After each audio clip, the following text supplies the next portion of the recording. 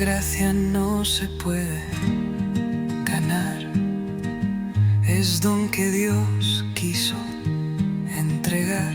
Por ella juntos hoy estamos y en un amor nos encontramos.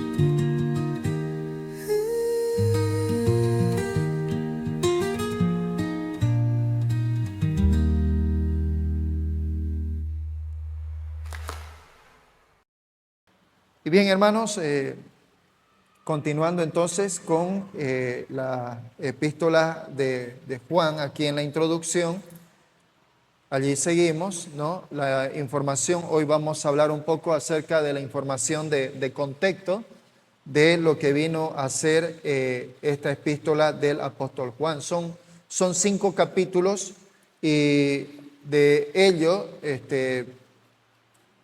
gran parte es lo que nosotros vamos a ir conociendo poco a poco en el transcurso de todas estas semanas.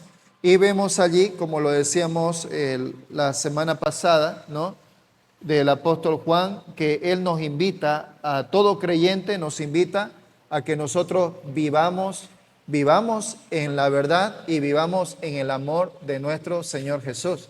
O sea, de manera práctica que el creyente realmente intencionalmente busque vivir en comunión con el Señor, vivir en el conocimiento del Señor, vivir en la relación, en esa relación con el Señor.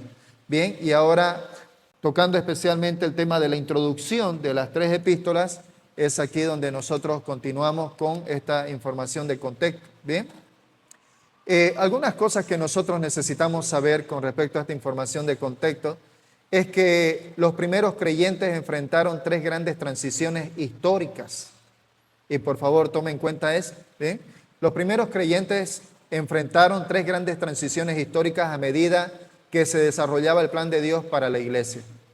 La primera transición es una transición dispensacional. ¿Bien? Y cuando hablamos nosotros de una transición dispensacional, estamos queriendo decir de que es la manera en que Dios trabaja, la manera en que Dios opera en el tiempo, en la historia de la humanidad. ¿Bien? Los estudiosos nos dicen de que son 7 dispensaciones las que van a pasar el tiempo de la humanidad. Y poco a poco hemos ido pasando por estas dispensaciones. Una de ellas es justamente la dispensación en cuanto al cumplimiento de las profecías acerca de nuestro Señor Jesucristo. Así es que esta dispensación, por ejemplo, lo vemos aquí de los años 1 al 30 de nuestro Señor Jesús. Estas primeras décadas del primer siglo presenciaron una de las transiciones dispensacionales más significativas de la historia, ¿no? En tan poco tiempo, ¿no?, primero vemos de que Dios se hizo hombre. Y esto, por favor, es de suma importancia que nosotros lo tomemos en mente y lo recordemos permanentemente. En esta etapa dispensacional corta, lo que debemos de entender, saber y creer es de que Dios se hizo hombre a través de la encarnación de Jesucristo. Allí la palabra en Mateo 1:23 nos dice que Emmanuel, que traducido es Dios con nosotros, ¿no?, que es nuestro Señor Jesús, Él vino, Él ofreció el reino de Israel, pero ellos lo rechazaron, ¿no? Nuestro Señor Jesús, allí en Mateo capítulo 3, verso 2, nos dice, arrepentíos. Nuestro Señor Jesús inició su ministerio diciendo a Israel, arrepentíos porque el reino de los cielos se ha acercado a vosotros. Nuestro Señor Jesús vino, Él siendo Dios, dice allí Filipenses capítulo 2, Él siendo Dios, estando en la gloria de su reino, Él vino y se encarnó, se hizo hombre y Él vino y anunció el reino de Dios. Él vino a entregar el reino para su pueblo amado Israel, pero dice de que Israel rechazó. Y no solamente Israel rechazó, sino que como resultado de ese rechazo, lastimosamente, y en este caso bien para la iglesia, aunque ya estaba profetizado, ¿no?, se pospuso el reino y por el rechazo de nuestro Señor Jesús como el Mesías prometido, y además de ello crucificaron al Señor Jesucristo, ¿no? Nuestro Señor Jesús vino y dijo, aquí está el reino, ¿no? Arrepentidos porque el reino de los cielos se ha acercado a vosotros. Y Él fue rechazado y por ello el reino fue pospuesto y nuestro Señor Jesucristo fue crucificado. Continuando acerca de esto, vemos de que con su muerte en la cruz, nuestro Señor Jesús hizo la plena propiciación por los pecados del mundo. Solo semanas después de su resurrección nació la iglesia, una nueva entidad en el plan de Dios. Estos acontecimientos monumentales marcaron un cambio decisivo en el programa de Dios, pasando de la era de la ley a la era única de la iglesia. Miren ustedes que, como ya lo había mencionado antes, en Mateo 16, 18, cuando nuestro Señor Jesús le dice a Pedro, ¿no? Y tú eres Petras, piedra pequeña, y sobre esta piedra, sobre esta roca, hablando de sí mismo, edificaré mi iglesia. Nuestro Señor Jesús allí habla por primera vez de algo que había estado escondido. Los profetas no lo visualizaron. Moisés no lo visualizó. Ninguno de los del Antiguo Testamento visualizó esta dispensación llamada la iglesia. Imagínense nosotros o los profetas, como ya lo mencioné en una anterior oportunidad, los profetas están como en una montaña y sobre esta montaña los profetas están viendo otras montañas más hacia adelante y cada una de esas montañas representa algo, ¿no? Cada una de esas montañas representa lo que nuestro Señor hizo allí en sus pactos, el pacto abrámico, viendo allí la nación de Israel, entregando a Israel una tierra para ellos que vino a ser donde vino a ser Canaán. Se lo entregó y Dios le dio ese pacto mosaico diciéndoles de que eso era para ellos y que ellos tenían que cuidar de estar en el Señor, de no entrar en apostasía y que Dios los cuidaría y estarían con Él para siempre. Pero lastimosamente los israelitas apostataron, ¿no? Y todo esto los profetas lo miraron en adelante, lo pudieron avisorar en cada una de estas situaciones que pasó, pero los profetas no avisoraron la iglesia. Los eruditos dicen acerca de la iglesia que la iglesia es un misterio bíblico. La iglesia es un misterio bíblico, porque la iglesia se dio a conocer en el Nuevo Testamento por nuestro Señor Jesucristo. Sobre esta roca, dijo Él, edificaré mi iglesia. Y pasamos de este programa de Dios de la dispensación, de estar en la era de la ley, a pasar a esta era en la cual hasta ahora nos encontramos, que es la era única de la iglesia. Hermanos, nosotros tenemos ese privilegio de ser parte de esta era y de esta dispensación de nuestro Señor. Todo aquel, dice la palabra, todo aquel que en Él cree, todo aquel que en nuestro Señor Jesucristo cree en cuanto a su persona, su naturaleza y lo que hizo por nosotros, dice que esta persona viene a ser redimida, justificada. Esta persona viene a ser cambiada, transformada por nuestro Señor y viene a recibir todas aquellas promesas dadas por nuestro Señor en su palabra. Así es que esto también es lo que nosotros necesitamos entender. También vemos aquí la transición desde los comienzos judíos, ahora hablando desde los años 30 al 60, es decir, en esta etapa ya no está nuestro Señor Jesús, pero ¿quiénes están? Están los discípulos, ¿no? Están todos aquellos que después de nuestro Señor Jesús empezaron a creer. La Biblia nos dice de que en el libro de los Hechos, de que nuestro Señor Jesús es en 1 Corintios, si no me equivoco, es que menciona de que nuestro Señor Jesús apareció a más de 500 personas y quienes dieron testimonio de nuestro Señor Jesús. Estas personas fueron discípulos de nuestro Señor. Vemos en el contexto de los evangelios, nuestro Señor Jesús llamó a 12, pero también vemos de que nuestro Señor Jesús estuvo con 70 personas, ¿no? Quienes estuvieron acompañándolo también. Y luego vemos más adelante la aparición de nuestro Señor Jesús en su resurrección a más de 500 personas. Estos fueron discípulos de Él que de alguna manera estuvieron acompañándolo a Él. No como lo hicieron los 12 que fueron llamados por nuestro Señor Jesús, pero fueron discípulos del Señor. Y estas personas y mucho más quienes fueron creyendo están aquí en este periodo de los años 30 al 60. En estas décadas que siguieron al ministerio terrenal de nuestro Señor Jesús, la iglesia comenzó a crecer más allá de sus raíces judías. Cuando nosotros miramos allí Hechos capítulos 4 y 5, dice de que después de que martirizaron a Esteban, ¿no? Capítulo 7 habla del martirio de Esteban. Cuando Esteban está allí dice, Señor Jesús, por favor, perdónalos, no saben lo que hacen, y muere en el apedreamiento. El capítulo 8 empieza justamente diciendo de que luego empezaron a perseguir a los cristianos. Empezaron a perseguir a los discípulos del Señor.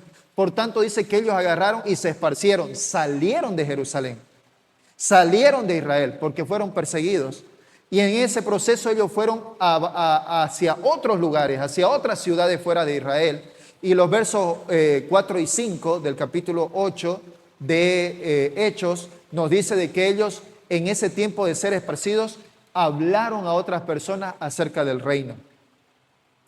Y luego toma en el verso 5, toma a Felipe el evangelista, que dice que llega a Samaria y empieza a hablar del reino en Samaria, y los samaritanos dice que agarran y se convierten al evangelio, muchísimos de ellos. Esto lo vemos justamente en este periodo de los años 30 al 60 después de nuestro Señor Jesús. La iglesia comenzó a crecer y fue más allá de las raíces judías, más allá de Israel, hacia las ciudades cercanas allí. Lo que comenzó en Jerusalén entre los creyentes, ¿no? Entre los capítulos 2 al 9 de Hechos, pronto se amplió para incluir samaritanos y gentiles, comenzando también allí en Hechos 10 con Cornelio. El cuerpo de Cristo se estaba convirtiendo en una familia diversa, unida no por la herencia ni la ley mosaica, sino por la fe en el Señor Cristo, en nuestro Señor Jesucristo, en el Cristo resucitado, ¿no? Así es que, hermanos, vemos allí justamente cómo la iglesia, ¿no? Que fue iniciada ya por nuestro Señor Jesús, el nuevo pacto, cuando nuestro Señor Jesús, estando en la última cena, dijo, este es el nuevo pacto en mi sangre, dijo nuestro Señor Jesús. Este es el nuevo pacto en mi sangre. Ese nuevo pacto inauguró el inicio de la iglesia en la cual nosotros ahora estamos, en el cual nuestro Señor Jesús lo inauguró con su cuerpo y con su sangre. Durante esta temporada Dios dio nueva revelación a través de los evangelios y las cartas apostólicas, enseñando a los creyentes sobre su nueva identidad. Es decir, estaba por medio de la enseñanza de los apóstoles, les estaba enseñando a los nuevos discípulos cuál era su nueva identidad en Cristo. Y además de ello también le enseñaba acerca de la libertad que tenían en Cristo. Estos escritos advertían sobre peligros que amenazaban el crecimiento espiritual, ¿no?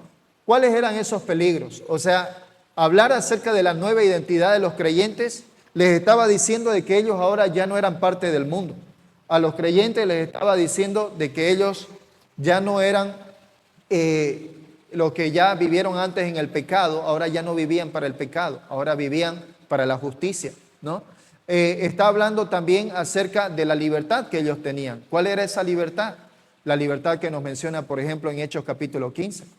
Después de lo sucedido allí con Samaria, después de lo sucedido con Cornelio y después de la expansión del evangelio por medio de Pablo yendo hacia lo que vino a ser Asia Menor, hablando el evangelio, entonces llegó un punto crucial, el primer concilio de la iglesia, Hechos capítulo 15, donde los discípulos llegaron allí a una confrontación entre ellos, ¿no?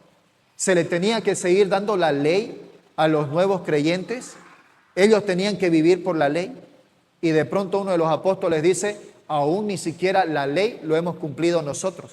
¿Cómo nosotros podríamos darle esta carga a ellos? Algo que ni siquiera nuestros padres ni nosotros lo pudimos llevar a cabo. Así es que la iglesia en el capítulo 15 manda cartas a los nuevos creyentes y solamente les da algunas recomendaciones a los creyentes, animándoles a que ellos puedan vivir en santidad su libertad que tenían ellos en Cristo. Pero además de eso, también los hermanos, los apóstoles advierten a los nuevos creyentes acerca de esos peligros que iban a amenazar o que ya estaban amenazando en su crecimiento espiritual. Ya en los años 60, ya el apóstol Pablo estaba hablando, por ejemplo, a la iglesia en Galacia, estaba hablando acerca de estas amenazas. Una de esas amenazas que estaba hablando el apóstol Pablo era, por ejemplo, acerca del legalismo, ¿no? La trampa del legalismo y la presión continua de los judaizantes insistían en que los creyentes tenían que hacer ¿qué cosa? Volver a la ley de Moisés, y esto Pablo tuvo que enfrentarlo bastante duro allí en Gálatas, ¿no? ¿Cuáles fueron algunas cosas de las que Pablo mencionó a la iglesia en Galacia? Pablo tuvo que agarrar y escribir allí en Gálatas capítulo 2, verso 3, y decirle, hermanos, tuvo que decirle el apóstol Pablo a los hermanos de Galacia, hermanos, ustedes que han recibido el Espíritu por la fe, ahora ustedes van a tener que volver otra vez a la ley, ¿no? Habiendo ustedes empezado por el Espíritu, ustedes van a terminar nuevamente en la carne, le dice el apóstol Pablo a los hermanos en Galacia, ¿no? Y le dice, hermanos, ustedes están faltos de entendimiento, faltos de cordura, ¿no? Estaba hablándoles evidentemente de la falta de cordura espiritual, de la falta de entendimiento espiritual, la falta de discernimiento espiritual. El apóstol Pablo había invertido un tiempo en ellos, en evangelizar en Galacia, en hacer discípulos en Galacia. Luego el apóstol Pablo, cuando comisiona al liderazgo y ve de que la iglesia ya está formada, Pablo tiene que acudir y seguir yendo a otros lugares donde el mensaje de Cristo aún no se había escuchado. Y cuando Pablo está ya en esos otros lugares haciendo el mismo trabajo del evangelismo y el discipulado, de pronto le llegan noticias de la iglesia en Galacia de que habían, entre comillas, supuestos hermanos quienes decían de que la iglesia tenía que volver nuevamente a la salvación por obras, al legalismo. Así que Pablo tiene que escribir acerca de esto y tiene que agarrar y hablar fuerte a la iglesia cristiana y decirle, hermanos, la salvación no es por obras, la salvación es por la fe en nuestro Señor Jesús. Y aunque si bien las obras son importantes, pero las obras no son para dar salvación, sino que las obras dan evidencia de la salvación en el creyente. Por tanto, el creyente no tiene que poner su fe en las obras, sino que el creyente debe de mantener su fe en nuestro Señor Jesucristo. Y demostrar por medio de esa fe, demostrar su fe por medio de sus acciones. Así es que cuán importante es de que podemos ver aquí y entender de que las herejías, queridos hermanos, poco a poco se fueron dando en la iglesia. Ya en los años 60, hermanos, ya se estaba viendo justamente estas herejías que se iban dando, y en este caso con respecto al legalismo, al volver a la ley mosaica, al antiguo pacto. El atractivo también de la licencia fue otra situación también, otro tipo de herejía. El atractivo de la licencia y el compromiso moral que se abordó allí en Primera de Corintios. Cuando el apóstol Pablo tiene que agarrar y hablarle a los hermanos en Corintios y decirle, hermanos, yo me imagino al apóstol Pablo agarrándose la cabeza cuando escuchó de que en la iglesia de Corintios estaba habiendo inmoralidad. Una inmoralidad, dice él, que ni aun siquiera entre los incrédulos se escucha. De que cómo es de que un creyente de la iglesia estaba con la mujer de su padre, ¿no? Entonces estaban en la libertad de nuestro Señor Jesús, pero esa libertad ahora los estaba llevando a ellos, a la iglesia en Corinto, los estaba llevando a un libertinaje, otra forma de herejía también. Comamos y bebamos y disfrutamos, ¿no? Y disfrutemos, ¿no? Hagamos lo que querramos, con tal ya estamos salvos. Y el apóstol Pablo tiene que agarrar y corregir esa actitud en Corinto. Lo mismo escribe en cierta manera también allí en Romanos capítulo 6. Cuando a los romanos, a la iglesia en Roma le dice, hermanos, le dice, habiendo sido yo salvo por el Señor, ¿volveré nuevamente yo a las obras de la carne? Dice el apóstol Pablo. Habiendo yo sido salvo, habiendo sido yo regenerado, habiéndome perdonado el Señor mis pecados, todas aquellas inmundicias que yo hice, y ahora siendo yo salvo, ¿volveré otra vez a la esclavitud de la carne? Él mismo se responde y dice, megenoito, de ninguna manera. Entonces, esta era también otra manera de herejía. El considerar el creyente de que porque ya era salvo, vivir su libertad en Cristo y vivir como le dé la gana. No, si realmente una persona es un verdadero creyente, es una persona que ha sido transformada por el Señor.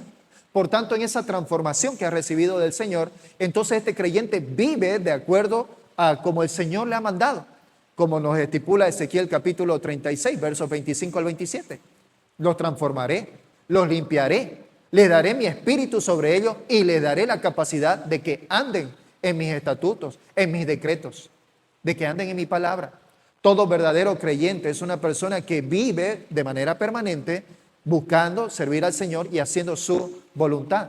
No lo hace como una carga. No es de que lleva esa carga pesada de tener que vivir como Jesús dijo, sino que más bien disfruta viviendo en la gracia del Señor, haciendo la voluntad del Señor.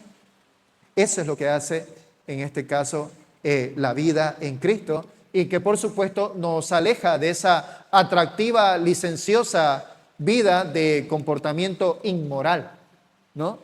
Una persona o una persona que puede decir que es creyente, pero que vive una vida inmoral, tendríamos que definitivamente cuestionar su cristianismo, ¿no?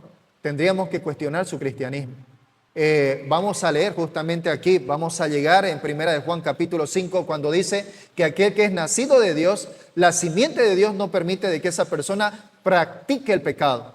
¿El creyente puede pecar? Sí, el creyente no es perfecto.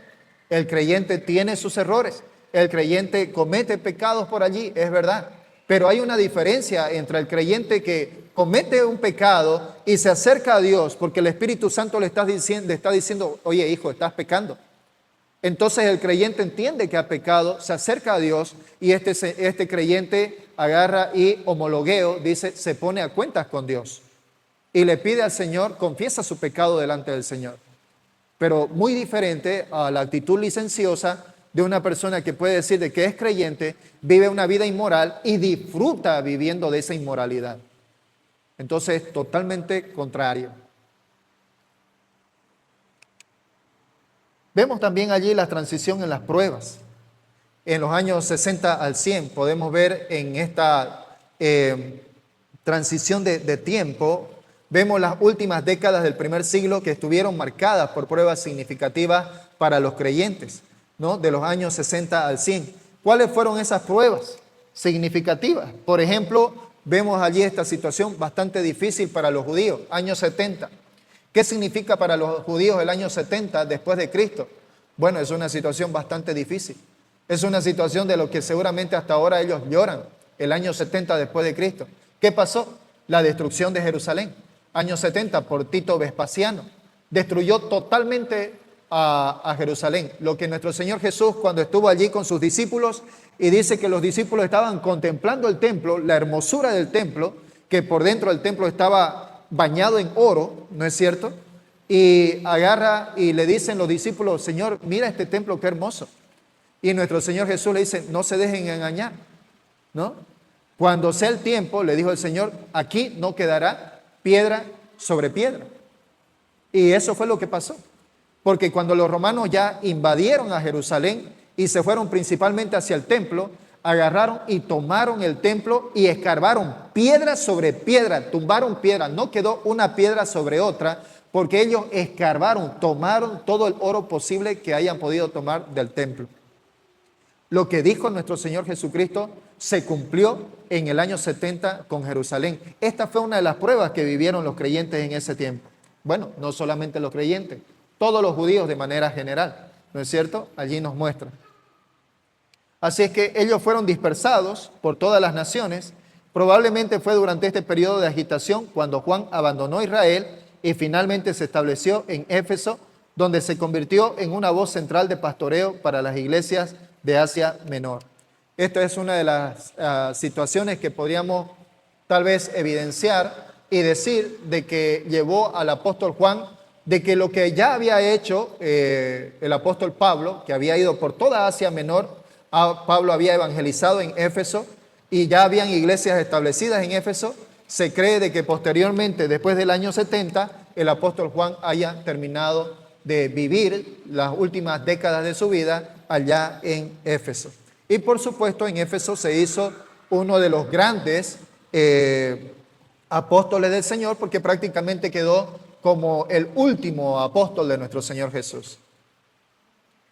Aunque para entonces la influencia directa de los judaizantes y la dependencia del antiguo sistema judío había disminuido, comenzaron a aparecer nuevos peligros que se extendieron por la iglesia primitiva. Miren ustedes, estábamos por un lado diciendo de que ya hasta el año 60, o sea, estaba bastante fuerte el tema de los judaizantes, es decir, de volver otra vez a la ley, a las obras, Y también tenemos estos problemas que hay en Corinto, el tema de ser licencioso en la vida moral. Y ahora hay otros nuevos peligros que va a empezar a vivir la iglesia. Y aquí es donde lo vamos a ir viendo poco a poco, lo vamos a ir desglosando.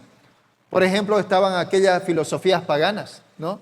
Aquellas ideas culturales que contradecían la verdad de nuestro Señor Jesús y poco a poco se fueron infiltrando en las iglesias. Vamos a ir viendo aquí algunas de ellas, pero lo vamos a ir viendo de a poco. Los falsos maestros familiarizados con la enseñanza cristiana aparecieron en escena. Estos falsos maestros negaban doctrinas esenciales y distorsionaban el evangelio para sus propios fines. Empezaron a aparecer maestros. Empezaron a aparecer aquellas personas que mostraban o enseñaban herejías, que iban prácticamente en contra de las enseñanzas, en contra de la doctrina de nuestro Señor Jesucristo. Ellos también advirtieron, como por ejemplo nuestro Señor Jesús advirtió acerca de esto. Bien, vamos a ver algunas de las advertencias que dio nuestro Señor Jesús, que dio también Pablo, que dio también Pedro y hasta incluso Judas hablaron acerca de estas advertencias, acerca de estas herejías. Vamos a ver, por ejemplo, allí a Jesús, a Pablo, a Pedro y Judas. Mateo 7:15.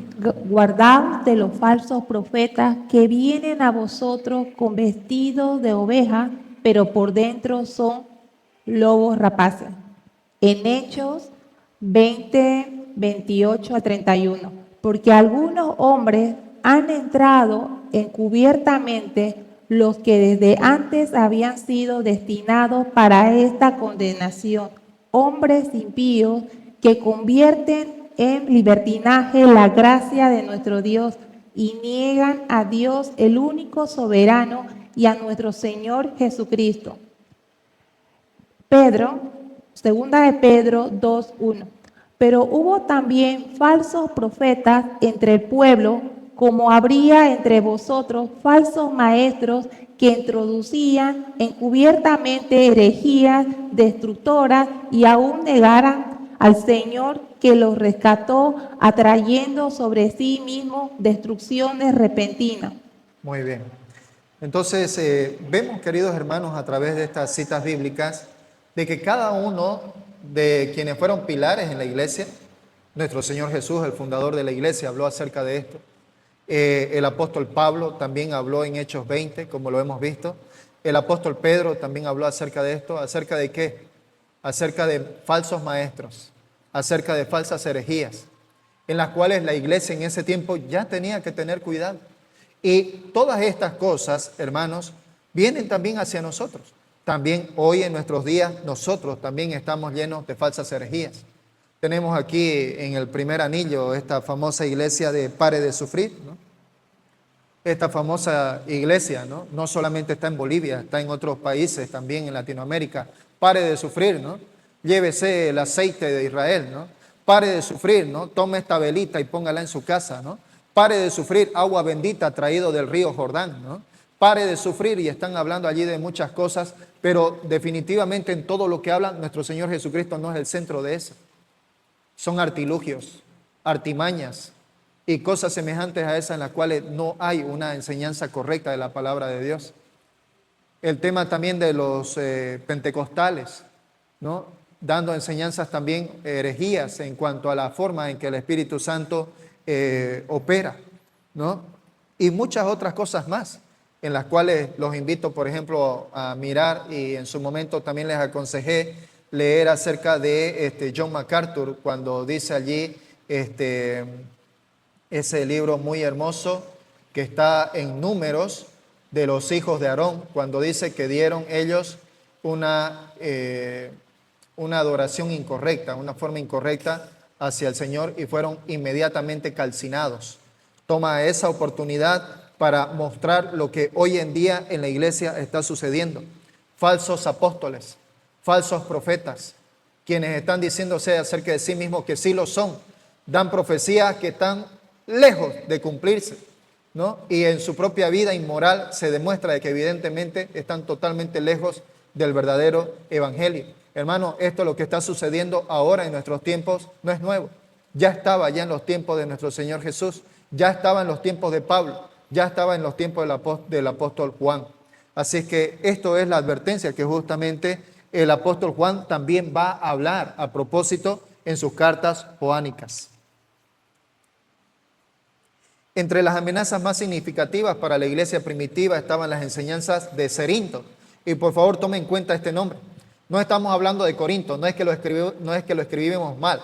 Este hombre realmente se llamaba Cerinto y está dentro de la historia. ¿Quién ha sido este hombre? Poco a poco lo vamos a ver. Bien, este Cerinto fue el que dio origen al auge del pensamiento gnóstico, así como una enseñanza falsa conocida como el docetismo. Cerinto fue un contemporáneo del apóstol Juan. Él vivió aproximadamente entre los años 50 y 100 después de nuestro Señor Jesús y fue uno de los primeros promotores de la idea protonósticas. Recordemos la palabra proto, que quiere decir como el inicio, origen.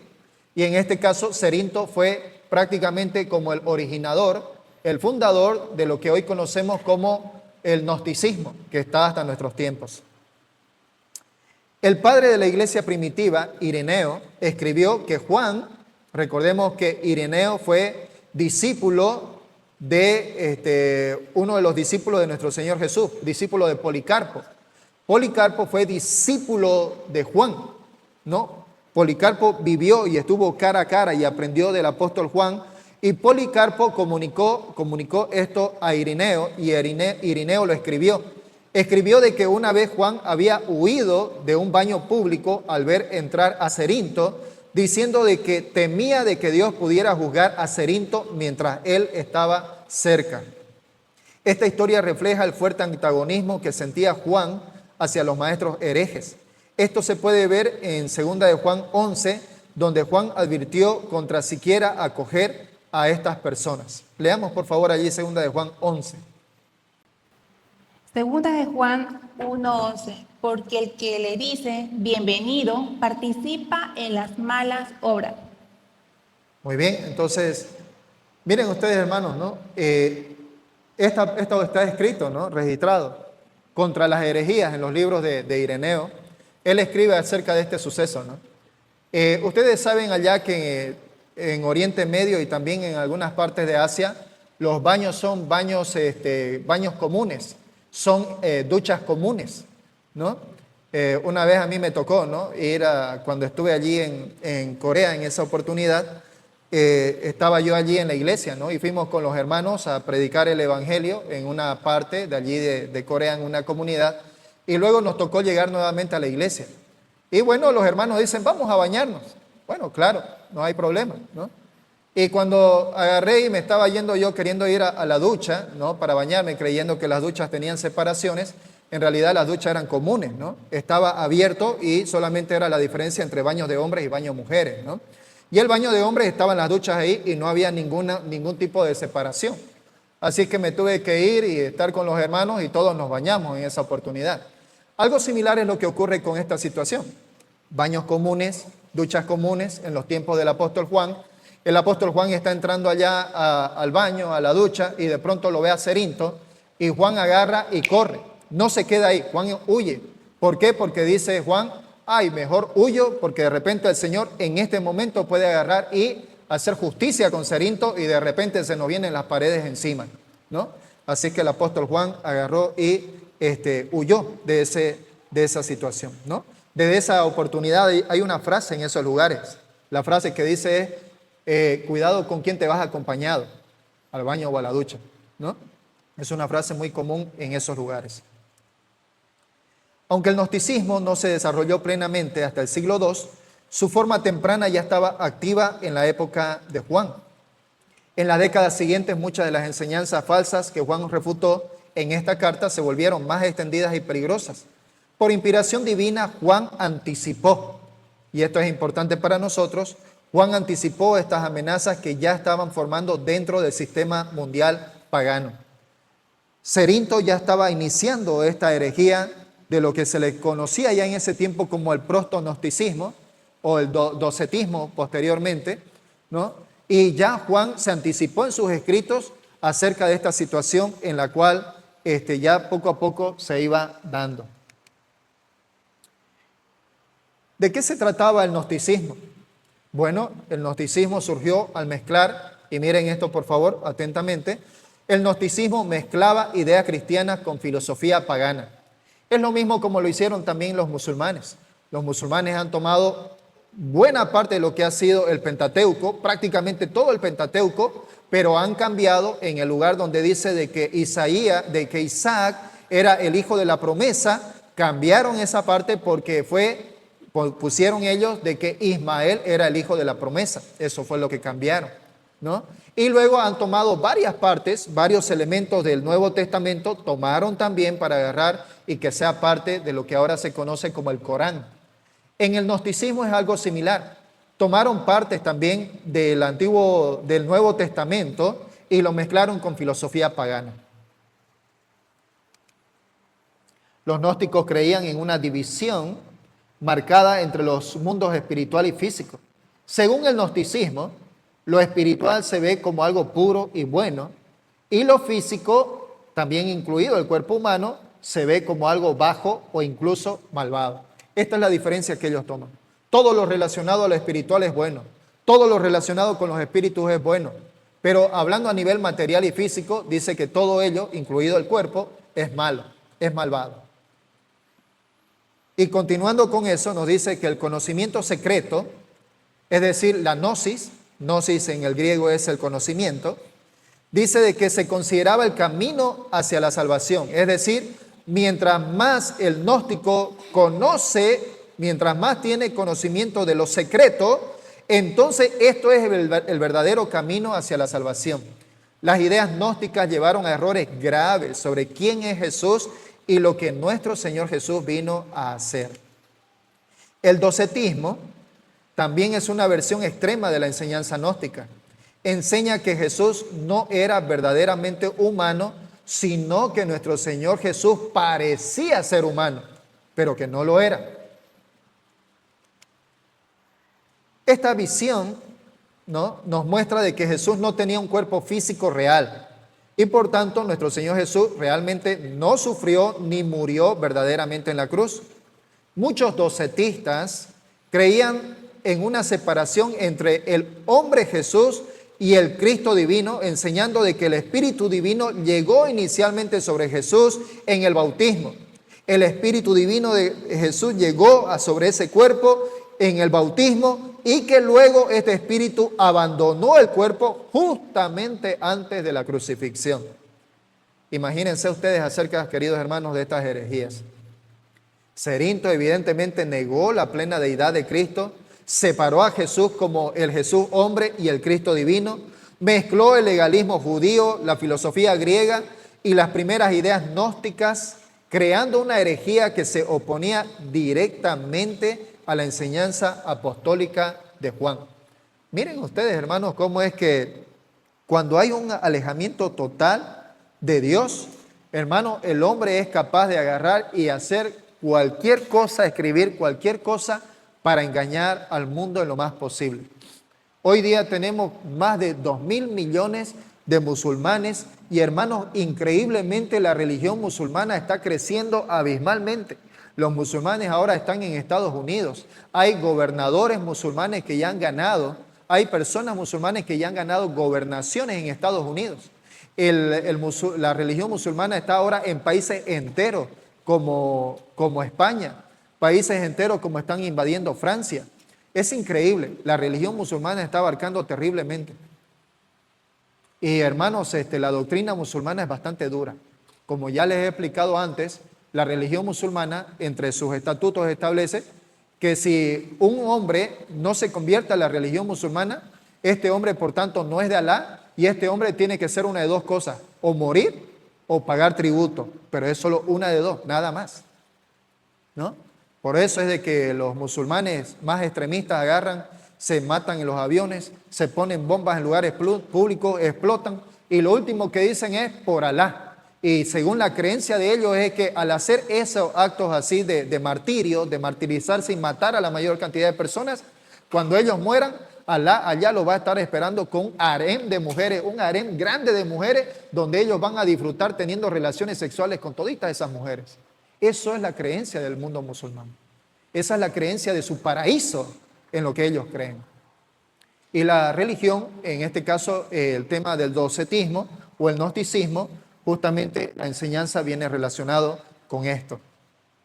Así es que, hermanos, es realmente terrible cuando nosotros miramos todas estas enseñanzas, ¿no? Y de pronto, por falta de conocimiento, nosotros, un creyente podría caer en esto.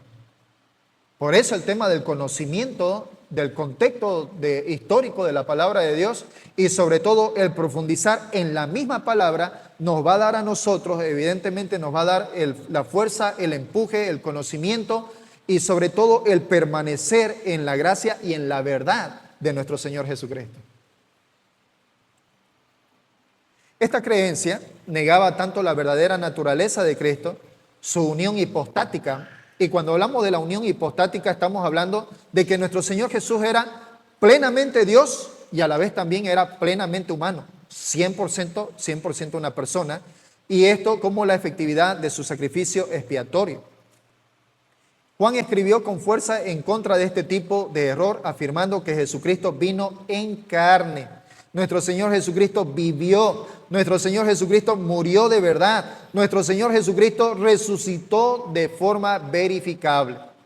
Nosotros podemos ver en los evangelios de Lucas, podemos ver en el evangelio de Mateo, podemos ver en el evangelio de Marcos, ¿no? Y podemos ver también, evidentemente, en el evangelio de Juan, cuando nuestro Señor Jesucristo, después de haber resucitado, se apareció a sus discípulos. Y dice aún todavía, eso, cuán honesta es la palabra del Señor, dice que algunos dudaban, lo vieron al Señor Jesús. No me puedo ni imaginar el momento en que ellos pudieron ver allí a nuestro Señor Jesús en persona.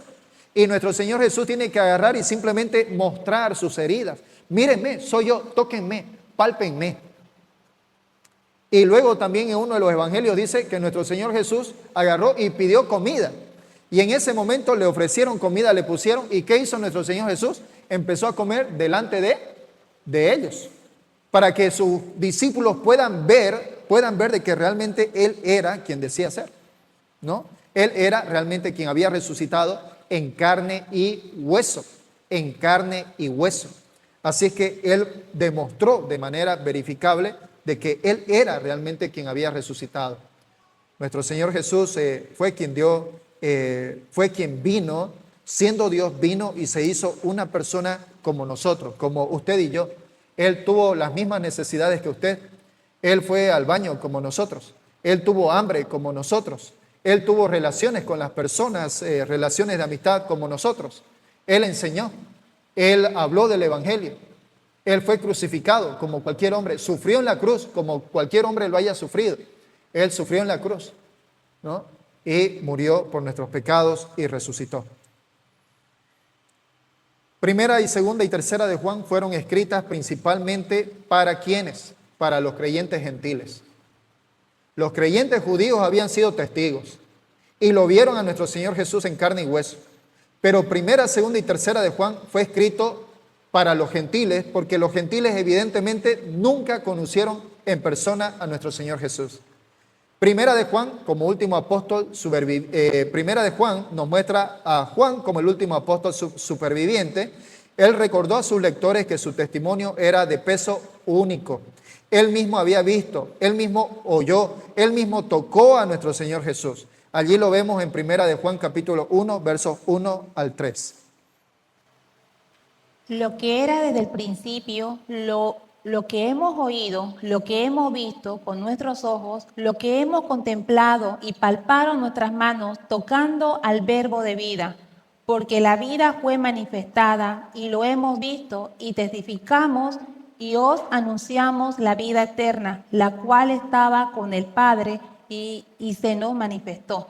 Lo que hemos visto y oído, eso os anunciamos para que también vosotros tengáis comunión con nosotros y nuestra comunión verdaderamente es con el Padre y con el Hijo Jesucristo. Si es que, hermanos, podemos verlo en este texto. el apóstol Juan, digámoslo así, entre los discípulos, entre los apóstoles, el último apóstol en el cual él dio testimonio verdadero de que él estuvo con nuestro Señor Jesús en carne y hueso. Compartió con él, comió con él, habló con él, se sentó, se echó en el regazo de nuestro Señor Jesús. Por lo menos es el único que nos da evidencia en el Evangelio de Juan, que dice, el discípulo a quien Jesús amaba se echó sobre su regazo, ¿no? Comió con nuestro Señor Jesús. Lo que hemos visto, lo que hemos oído, lo que nuestros ojos contemplaron, lo que nuestras manos tocaron tocante al verbo de vida. El apóstol Juan está dando evidencia real y concreta de la verdadera encarnación de nuestro Señor Jesús, mostrando a nuestro Señor Jesús como un hombre de carne y hueso. En su primera epístola, Juan anhelaba que todos sus hijos compartieran la misma comunión con Cristo que él y los demás apóstoles habían experimentado, es decir, una intimidad con la vida eterna que les había sido manifestada. Primera de Juan presenta a Dios como la luz, como amor, como verdad, e introduce los peligros de los falsos maestros. Segunda de Juan funciona como un refuerzo de los grandes temas presentes en Primera de Juan, especialmente en lo que respecta al amor, en lo que respecta a la verdad y principalmente con lo que respecta a los falsos maestros. Aquí en la carta de Segunda de Juan vamos a ver el fuerte refuerzo que hace el apóstol Juan, combinando a los discípulos que ni siquiera le den la bienvenida a aquellos falsos maestros que venían y enseñaban herejías. La comunión también es otro tema.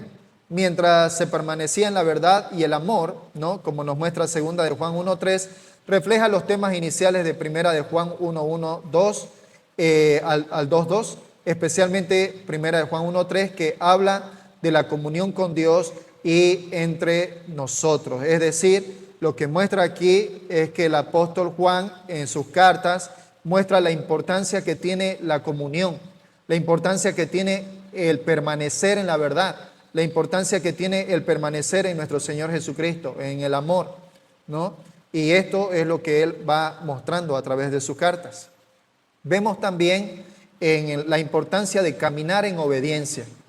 En segunda de Juan, versos 4 al 6, dice que corresponde con primera de Juan, capítulo 2, versos 3 al 17, especialmente el versículo 7, donde se recuerda a los creyentes que deben caminar con amor y seguir fielmente los mandamientos de Dios. Estamos viendo aquí cómo primera, segunda y tercera de Juan se complementan unos a otros con el tema principal del que Juan quiere hablar, hablando de la comunión, hablando de la verdad, hablando del amor, hablando de la permanencia en nuestro Señor Jesucristo. De igual modo, también vemos advertencia contra los falsos maestros. Segunda de Juan 7 al 11 es paralelo a primera de Juan 2, 18 al 27, en particular el verso 27, que habla del Espíritu Santo, enseñando activamente a los creyentes y protegiéndolos del engaño. Veamos allí segunda de Juan, versos 7 al 11 solamente, ¿ya? Segunda de Juan, versos 7 al 11. Porque muchos engañadores han salido por el mundo que no confiesan que Jesucristo ha venido en carne. Quien esto hace es el engañador y el anticristo. Mirad por vosotros mismos para que perdáis el fruto de vuestro trabajo, sino que recibáis galardón completo. Cualquiera se extravía y no persevera en la doctrina de Cristo, no tiene a Dios. El que persevera en la doctrina de Cristo, ese sí tiene al Padre y al Hijo. Si alguno viene a vosotros y no trae esta doctrina, no lo recibáis en casa, ni le digáis bienvenido, porque el que le dice bienvenido participa en sus malas obras. Así es, hermanos. Miren ustedes, el que le dice bienvenido, ¿no? El que le dice bienvenido a una persona que enseña falsa doctrina, dice, participa también de sus malas obras. Hermanos, tenemos que tener cuidado, ¿no? Hermanos, sobre todo, algo que es importante para nosotros como creyentes, hermanos, tenemos que prepararnos. Tenemos realmente que tomar conciencia de la importancia de conocer la palabra, de estar allí sumergido, inmerso en la palabra del Señor, de que conozcamos a Él y nos mantengamos en esa relación con Él, en esa comunión, para que cuando vengan momentos allí de que nos venga un testigo de Jehová, nos venga por allí uno de los que se llama esto de los del séptimo día, hermanos, agarramos y lo escuchemos, ¿no? Lo escuchemos, no para una oportunidad para nosotros en creer en lo que ellos creen, sino en realidad escuchándolo con una oportunidad más bien de poder agarrar y llevarlos más bien al verdadero evangelio, ¿no? Llevarlo. Pero si no estamos realmente preparados, cimentados en la palabra del Señor, quizás es mejor decirle para en otra, ¿no? Quizás. Pero hermanos, eso es algo que usted evidentemente lo tiene que decidir. Sin embargo, otra vez allí el llamado, según como primera de Pedro 3:15 dice, que todo creyente tiene que estar preparado para dar razón a todo aquel que le pida acerca de nuestro Señor Jesucristo información. Y dice, debe de hacerlo uno con una actitud de mansedumbre y número 2 dice, en una actitud de reverencia delante de Dios. Así que todo creyente, hermanos, debemos estar preparados con esto. Tarde o temprano, amigos nuestros conocidos nos van a decir, mira, tengo esta situación, ¿qué me decís? Estoy pasando por esto, ¿qué hago? ¿Qué me aconsejás? Hermanos, no le vamos a salir allí nosotros con alguna cosa alejada de la palabra de Dios.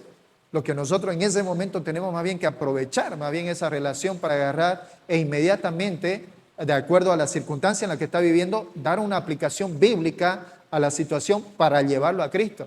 Eso es lo que la palabra de Dios nos llama. Primera de Pedro 3:15 para nosotros es fundamental.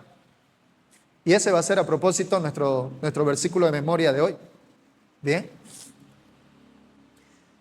Juan como mensajero y su mensaje fueron aparentemente rechazados por un líder eclesiástico llamado Diótrefes, que se había alejado de la autoridad apostólica y se negó a tener comunión con los creyentes. Esto lo vamos a ver, está en segunda de Juan, cuando habla acerca de este hombre.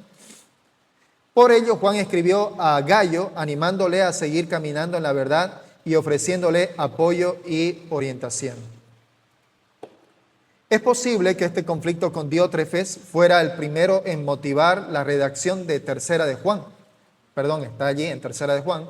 Y que las cartas más generales y las cartas más generales y doctrinas, como Primera y Segunda de Juan, se escribieran después para ampliar la advertencia y la instrucción a la iglesia en general. Otra posibilidad es que Tercera de Juan fuera enviada directamente a Gayo, mientras que Primera y Segunda de Juan se circularan en la comunidad cristiana en general.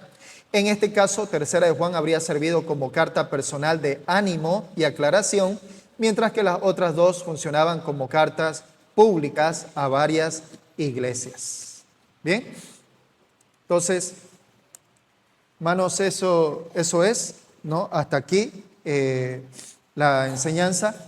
Con esto prácticamente estamos dando fin al tema de la introducción. Hemos hablado acerca del personaje de Juan, ¿no? Hemos visto acerca de quién era Juan. Hemos visto acerca de su vida, históricamente hablando. Hemos hablado la semana pasada, hemos seguido un poquito más profundizando acerca de él, ¿no? Y en esta oportunidad hemos hablado acerca del contexto en la cual escribió Juan, anticipándose a lo que ya prácticamente poco a poco se iba enseñando y que iba a llegar a las iglesias.